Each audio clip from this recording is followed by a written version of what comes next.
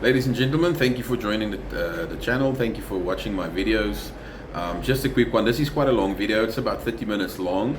It includes another day of tossing, our third toss, and what we are feeding and medicating at the moment, and my thoughts on all of this and the road forward, so you can welcome to watch it.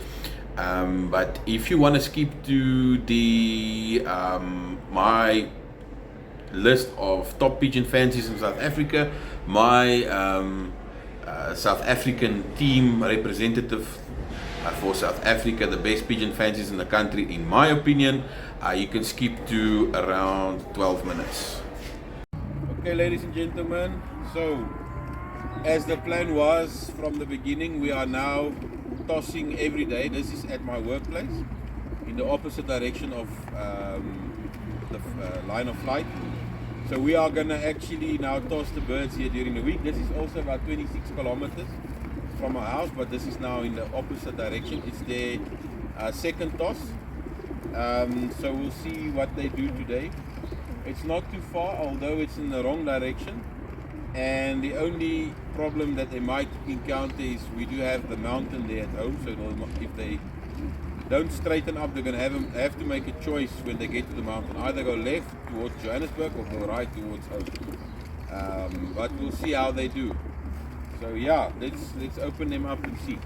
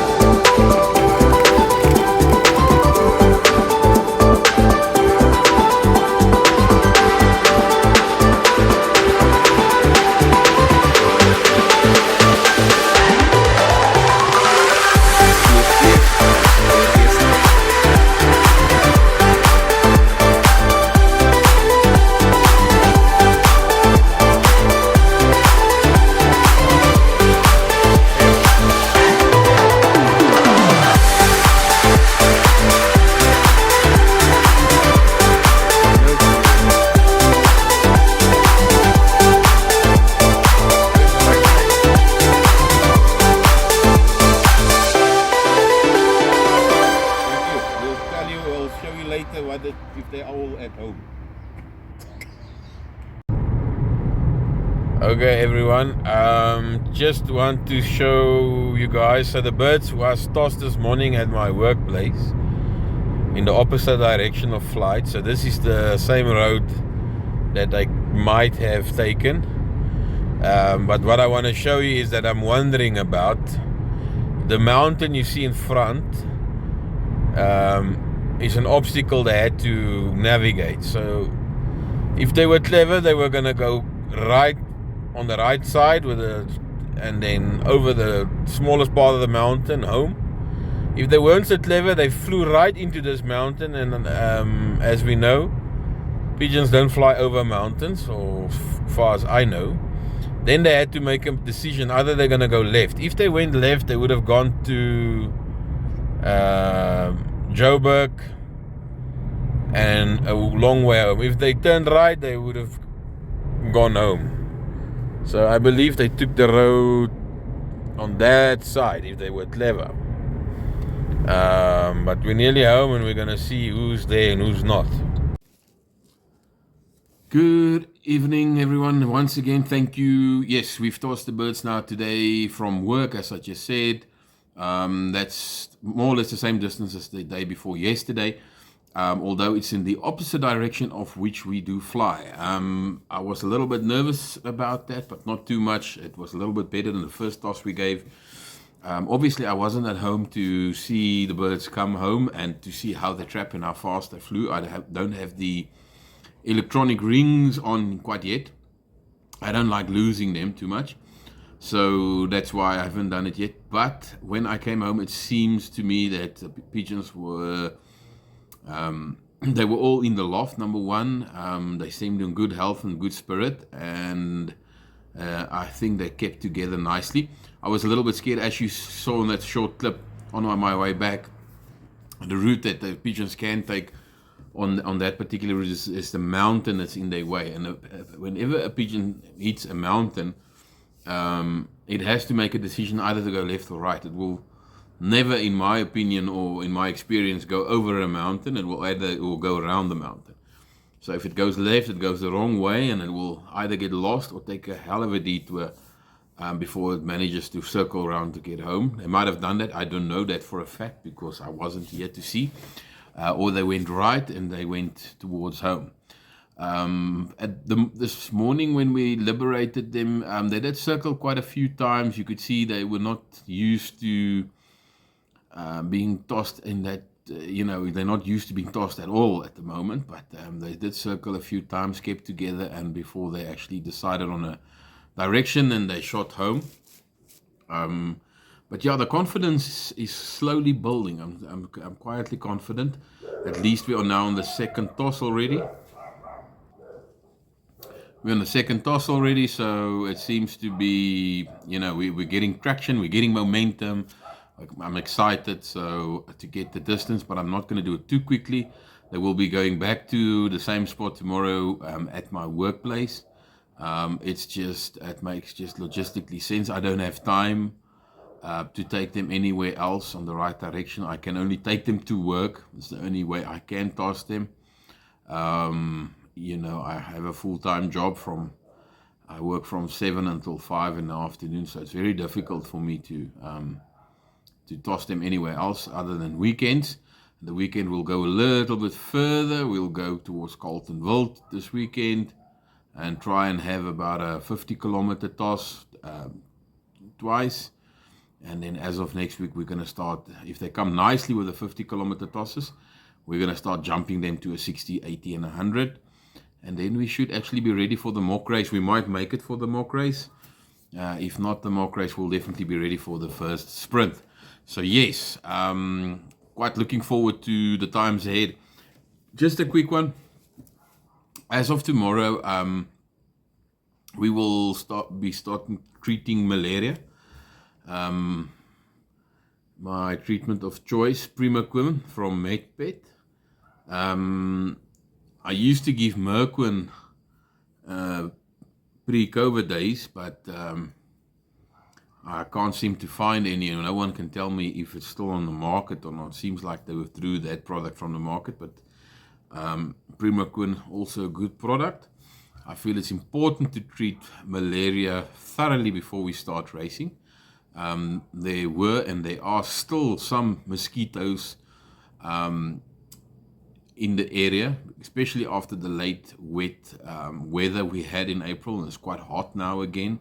So there are definitely mosquitoes around. Of course, we know they are the carriers of the actual parasite, and the biggest culprit is the pigeon jockey or the pigeon fly that carries that malaria parasite. And it's very difficult to spot or to diagnose unless you get it tested. It seems to make the birds anemic and a little bit lethargic. So that there's no, as they say in Afrikaans, ooglopen. There's nothing that stands out with malaria that says they've got malaria other than your result. And maybe it's a superstition or old wives' tale, but in my experience, it seems like when you treat malaria with Primaquin or Merquin once a week in the season, or you've treated thoroughly, it does have a positive boosting kind of effect, in my opinion. I don't know this for a fact, of course. I've got no study to reference, or it might not be the case, might just be a placebo, but it seems like, in my opinion and my experience, that it does have a bit of a boosting effect, and it does seem to pick up their orientation skills a little bit. So they will be going on the Primaquin for at least 7 days now, and that's 1 milliliter of Primaquin for 1 liter of water, and they recommend it for 10 consecutive days. So maybe we'll do the 10 consecutive days as recommended. And then we can thereafter do it once a week, perhaps on the day of return of the birds or the day of basket, but you can then treat it once once a week, also in the water. But this is what I'll be doing. I told you guys I will tell you exactly what I will be treating and what I'll be doing. Completely transparent with everything. And we'll see what works and what doesn't work. I mean, we're going to do it, but this is what I'm going to do. Okay, enough of all of that nonsense. So quickly, I just want to go through. I promise that I'm going to, it's a bit of fun now. I want to, I watched a few rematches of the Rugby World Cup, and when we won the last 3 knockouts with 1 point each, the quarters, the semis, and the finals, the Springboks won, and we managed to bring the World Cup home. And if I really look at what made the difference in the Rugby World Cup, this is not a rugby channel, but I'll say my say nonetheless, was I think number one, there was a drive, a will to win, an unmovable belief that they will win, and they played for each other and with each other, and they dug deeper than anyone else, and they managed to actually get ahead of the game. But of course, the coach had a completely different mindset with the bomb squad and all of those things, thinking out of the box to the point that it's annoying the rest of the rugby world so much that they want to change the rules. When people want to do that, then you know you've really struck a chord. You've done something extraordinary. And that made me think, if I have to choose a Springbok or South African team to represent us in the pigeon fraternity, and if we send 23 players to the Rugby World Cup, what will those 23 or 24 players look like if we had to send them to represent South Africa in the pigeon world, to compete amongst the best and to perhaps win this fictional World Cup? And we do have a World Cup of sorts at the moment with the One Lofts. I believe like the Africa Pro, for example, is a good test with the best in the world, where you can see if you've got what it takes in terms of the pigeons. But I'm talking more about a well-rounded pigeon fancier that not only is a good breeder, but that's also involved in clubs and is a good jockey and it can race. So if you will allow me, I'm just going to share with you my list. So I'm very sorry if I've left someone off the list. It's my ignorance, just because I'm ignorant and I perhaps do not know everyone. So forgive me if you feel I've left anyone out. Please comment, put it in the comments if you feel there's someone else that needs to be mentioned on the list. So I'm just going to go through my little list here, and then my top 3 we're going to speak a little about. This is just for fun though.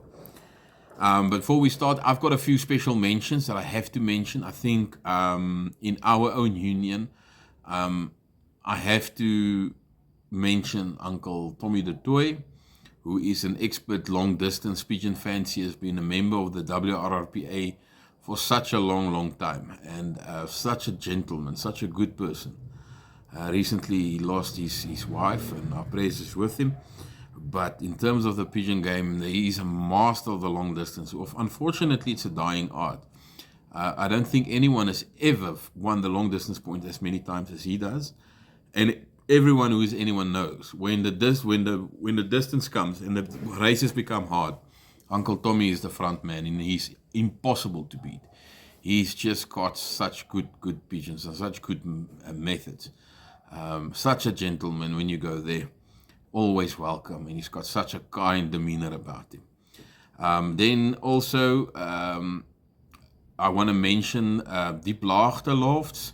They do not race in clubs, but in the One Loft racing scene, they've only been 4 years, but they've got a lot of successes now in the One Loft series for Africa Pro. They ended up 5th with an equal win, or 40 seconds from the win. Pigeons that they bred, they are expert cattle breeders and game breeders, and you can see that carries over to the animals when it comes to the pigeons. So well done to them. And of course, the people that's gone past, the Tom Locks, the Frans Patries, Johnny Kippens. There's so many South African fanciers that's made such a huge difference. On which shoulders we all stand. They are the giants on whose shoulders we stand in today in terms of the pigeons. But anyway, so let's start with our list. So my Springbok team or my Protea team or South African team that if I was the selector will be as followed. Number 24, Egbert O'Kelly from out of Africa Lofts. I think he deserves to be on the list. If you look at the successes he had of late and also the amount of money he has spent to invest in birds. Recently he's acquired quite a few good kittle birds, and there's a long list of birds that he's acquired, and there's so many places and people that's been successful with these birds, and so I do believe he deserves to be on the list. Then number 23, Yuri Ervie from Triple J, also very big on the One Loft scene.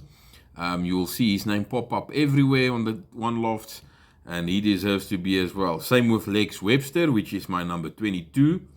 Number 21, Koenraad Boysens from Bloemfontein. My number 20, JB Cornelius from the Northern Cape, Kimberley. Number 19, I've got Eric Aspeling from the Western Cape. Number 18, Piet Drosky from the East Rand. Number 17, Ashley September in the Western Cape. Number 15, Derek Knutse in the Western Cape. And I forgot to mention Jaco Vel, also from the East Rand. Number 14, James van der Linde, Bloemfontein. Andre Small, number 13, from the East Rand. Number 12, Karl, now forgive me if I get this wrong, Karel Schwimmerstedt, or Schwimmerstedt, I believe, from the Western Cape. 11, a well-known fancier all over, Shane Gerber. Undeniably a very, very good fancier from the Eastern Cape. Then, now we're going into the top 10, and all these names that I'm going to mention now will be well known all over the country. Number 10, Harry Wilson from Johannesburg, Gauteng. Number 9, Nazim Yappi from the Eastern Cape. Number 8, Kevin Kitchenbrand from the East Rand, and I think that the Kitchenbrand family has been synonymous with the pigeon sport in South Africa for almost a century or over a century. And in particular, I've put Kevin Kitchenbrand on number 8. Number 7, Alwyn Bester in Pretoria. Alwyn had a fantastic season in 2023. I believe it was 11 union wins, 1 combine win, or 11 clubs wins, 6 union wins, 1 combine win, all in 1 year. So, those people are just, those are pigeon men that's extremely dangerous. And well done to Uncle Alwyn there. Number 6, Arnold More, also from Johannesburg. Now my number 5, Ferdi Libbe from Pretoria. Again, the Pretoria Union, probably the strongest, or one of the strongest in the country. Gijs Lou, number 4. How can he not be on the top 5, of course? A legend. And now comes my top 3 of if I have to choose the top 3 it's a difficult thing to put the top 3, but this is mine. I might be a bit biased to the next fancier because he's a good, close personal friend, but I do believe he deserves the top number 3 spot. It's Steer Painter or the Painters from the Painter Patrice. Steer has won the union points in the WRRPA more than anyone else. I believe he's sitting on number 5 or 6. He has won the WCP, the Gauteng West Combine 3 years consecutively. He was second, and the 1 year he didn't win it. In 2019, he won short distance, long distance, middle distance, classic points. He won everything and anything that can be won. He did win. 2020, he won the union. 2021, he was second union. And then 2022, he was union champion. 2023, he was union champion. It's an amazing pigeon fancier. It's an incredible privilege to fly against a person like him. He's bred birds that is so very good. Just to mention a few. The Blue Whip, Little Metal Miss, Miracle Whip, or Identical Whip. There are so many. Fudley, I think the one is aptly named after the Dudley pigeons.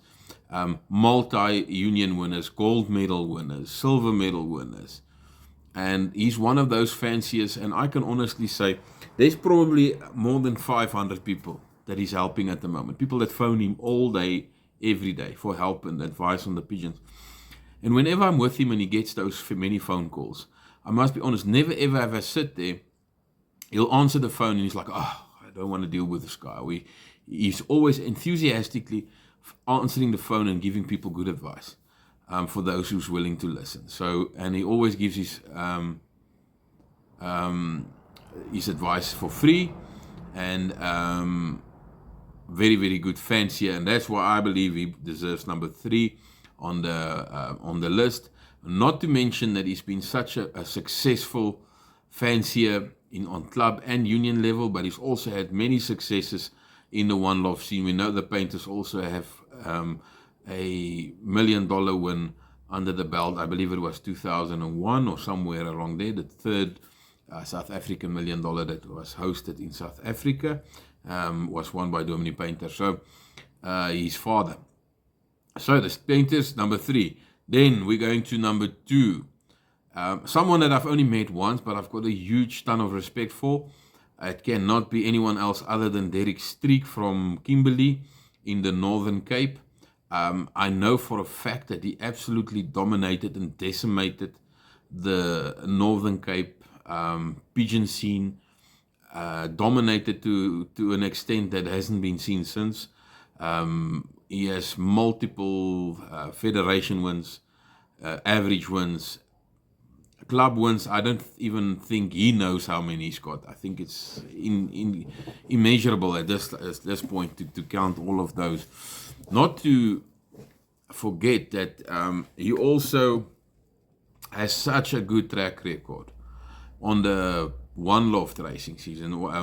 I mean, for example, in 2019, Derek Street Central Provision Lofts, I think it was, is the only fancier that I know of in any local one loft race that had multiple pigeons. I think it was 5 pigeons in the top 10. I think he had a first, a fourth, a 7th, a 9th, something to that effect. But I had 4 or 5 pigeons in Central Provincial Lofts against 800 pigeons on the final in a very difficult race that he had 5 on that final. Not to forget that also year before last, in 2022, he was the actual winner of the inaugural Africa Pro race, where he won the black jacket, and he was crowned the best pigeon fancier in the world with the Sun Drum or Sun Off Drum.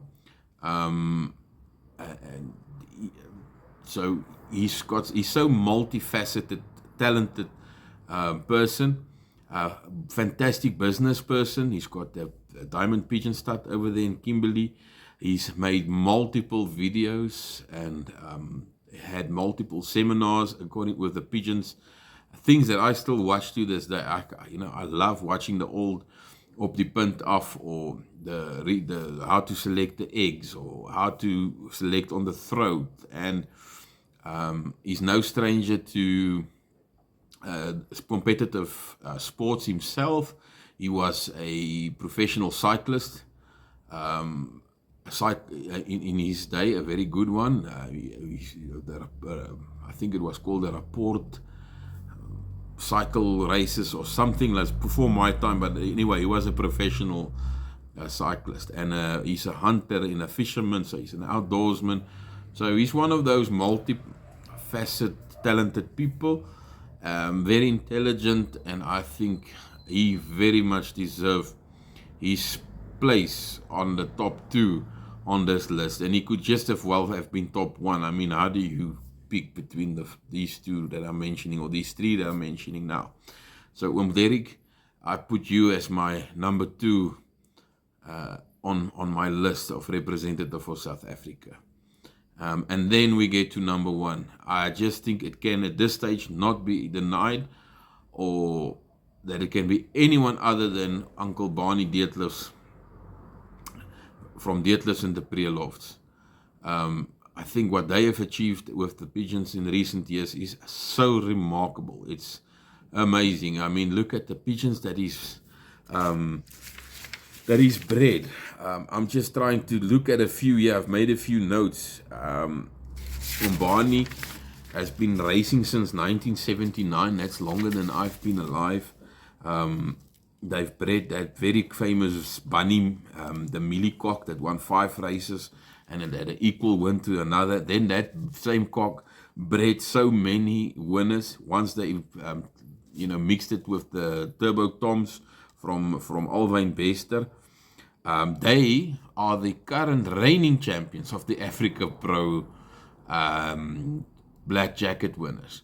So I think it's very, very appropriate that Derek and Uncle Barney, they 1 and 2, because they are the ones having the official title of best pigeon fancy in the world at the moment. So not to forget also that they've bred the Turbo Kittle, who won 8 races in 2023. Listen to this now.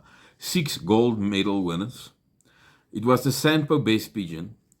It had a silver medal, a bronze medal. It was the preliminary best pigeon in the world. I think it ended up as one of the 3 best pigeons in the entire world. And all of these things came out of those lofts in Pretoria, those magnificent, beautiful lofts. They have decimated and dominated also, the same as Derek Strick did in Northern Cape, they've done in Pretoria.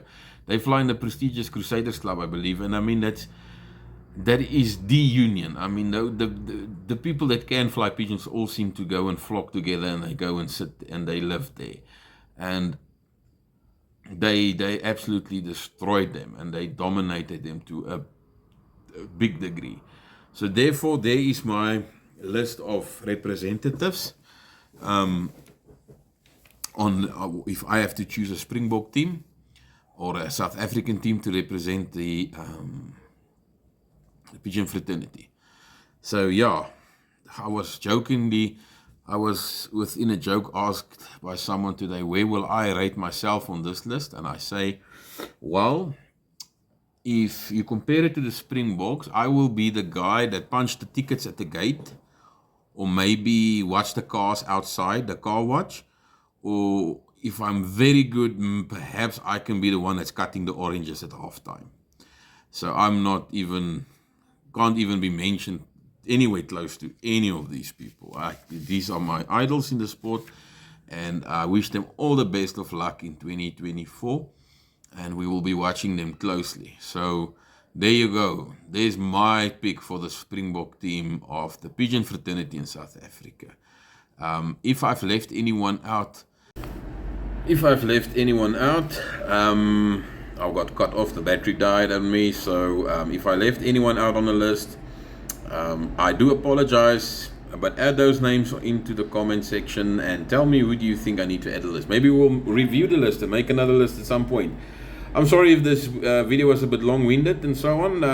I seem to have babbled on a bit, but I really appreciate you guys tuning into the channel, subscribing. If you haven't done before, please press the bell button, subscribe, and we'll catch you later for another one. Thanks, guys.